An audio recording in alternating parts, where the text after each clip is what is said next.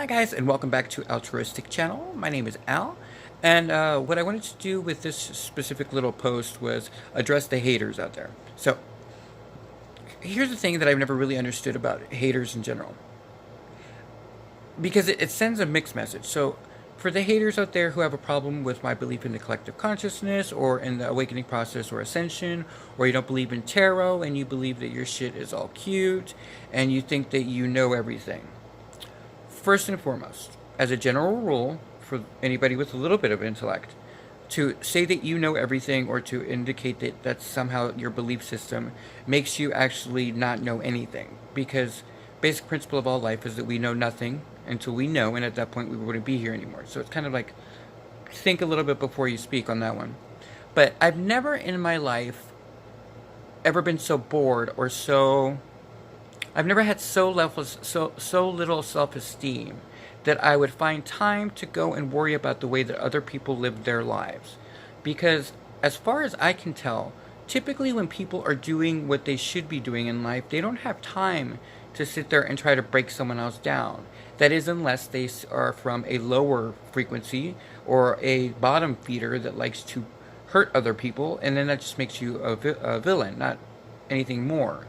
So, hating on someone else or going against their belief system, that by the way has no bearing on your outcome for your life or your families, it becomes kind of almost asinine to hear you talk, because we start to then question your motivations. Because either you have this big of a dick, or if you're a lady, you are such a slutbag that you make a Monica Lewinsky moment look like something that you do on Sundays. But whatever the point is, you don't stand up to what you're trying to bring down, right? It's almost like you're looking up at the sun and you're trying to take the sun down. And that's not even an ego thing. It's just from a basic logical standpoint. If something doesn't affect your life in any way, shape, or form, then what damage does it do to the world at large? None. So by you then going and trying to break someone down from that, what exactly do you sense you're accomplishing? Because the world is kind of looking at you going, what the fuck are you doing? Like, this has nothing to do with you. And if anything, it just shows you're pathetic and sad, and that you never accomplished anything, and that you, if wealthy, are only wealthy because mommy and daddy pay for your shit. Other than that, you cannot have come up with anything creative, and you could not be a CEO or ever have any empowering moment in your life to act in that way. Because what you're saying is that you don't understand that people have a belief system in whatever it is, X, Y, Z. It could be fucking on Fraggles or whatever it is that they believe in. If you can't believe in them, it indicates that you have no belief system in the end, is what I'm saying. Because if you ever try to create something from scratch, no one would have believed in what you were doing other than you, right?